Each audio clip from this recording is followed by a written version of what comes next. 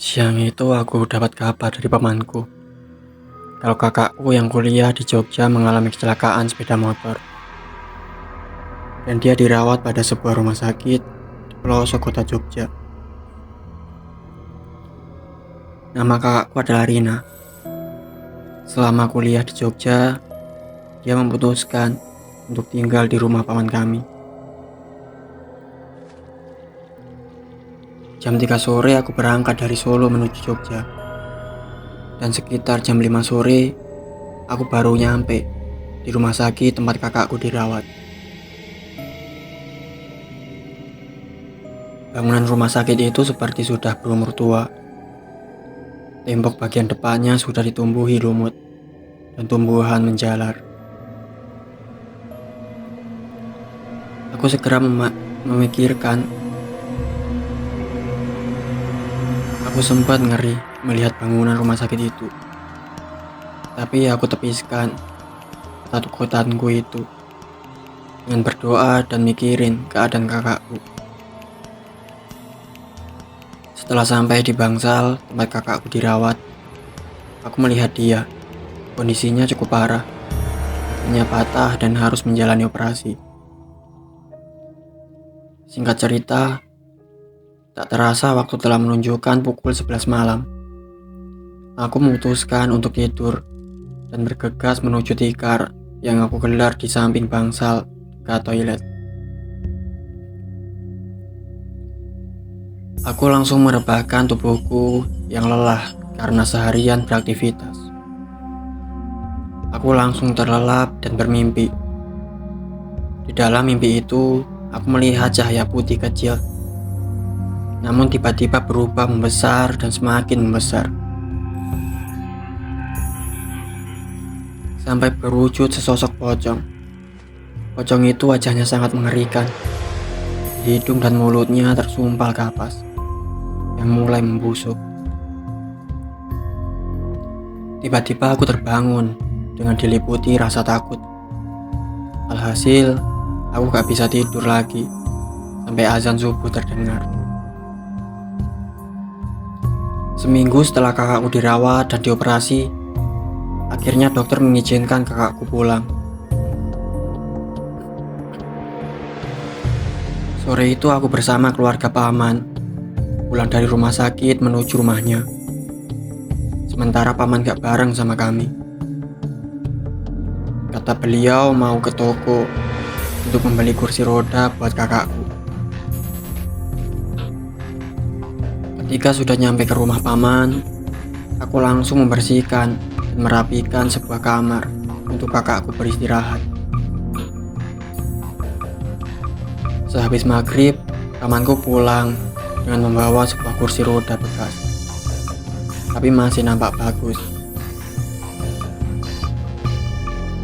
Langsung saja kakakku memakai kursi rodanya malam itu.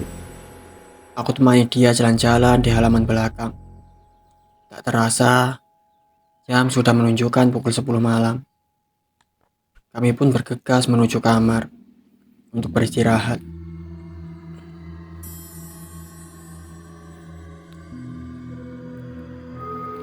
Kursi roda kakakku aku taruh di halaman belakang karena di dalam kamar kakakku terlalu sempit. Aku tidur di bawah di samping tempat tidur kakakku. Tapi aku tidak bisa tidur karena udara terasa sangat dingin. Tiba-tiba aku teringat dengan sosok pocong yang datang dalam mimpiku waktu itu. Wajahnya yang mengerikan itu melintas kembali di pikiranku, membuat suasana malam itu menjadi tak bersahabat.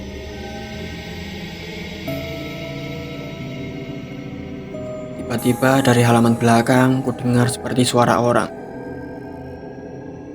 Suaranya seperti orang berdaham. Aku pun semakin takut dan diliputi rasa cemas. Tiba-tiba ada suara lagi, seperti benda yang dibentur-benturkan ke tembok. Keringat dingin mulai membasahi sekujur tubuhku. Aku bangkit dari posisi tidurku, mencoba mengambil segelas air yang berada di meja kecil di kamar itu. Namun tiba-tiba terasa ada sebuah tangan yang memegang pundakku. Aku sangat kaget. Perlahan aku tengok ke belakang. Ternyata itu pamanku.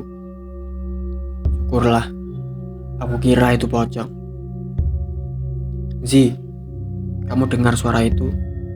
tanya paman. Aku hanya menganggukkan kepala. "Ayo kita lihat sih," ajak pamanku. Aku mengekor di belakang pamanku dengan langkah mengendap-endap menuju ke halaman belakang rumah. Duk, duk, duk. Suara itu terdengar semakin jelas. Setibanya di pintu penghubung ke halaman belakang, aku dan pamanku segera melihat apa yang sedang terjadi. Aku kaget dan lemas ketakutan saat melihat sesosok pocong dengan kain kafan kumal sedang duduk di kursi roda kakakku sambil membentur-benturkan kepalanya ke arah tembok rumah. Wajahnya tampak membusuk, mata, hidung, dan mulutnya tersumpal kapas yang kotor. Saat melihat itu, tubuhku terasa lemas. Sepertinya nyawaku ingin lepas dari tubuhku. Dan ketika tersadar, aku dan pamanku langsung lari menuju ruang tengah.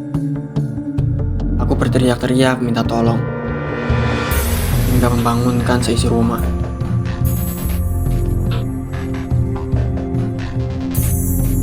Lalu aku jelasin kepada mereka kalau barusan ada pocong di kursi roda kakakku.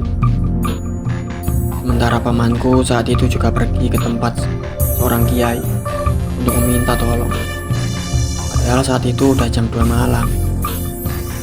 Dalam beberapa menit, pamanku kembali datang ke rumah bersama seorang kiai. Kiai itu langsung menuju halaman belakang tempat kursi roda kakakku disimpan. Aku sekilas melihat saat kiai itu berdoa. Kursi itu bergerak-gerak sendiri. Setelah selesai berdoa, Pak Kiai langsung bilang kepada pamanku,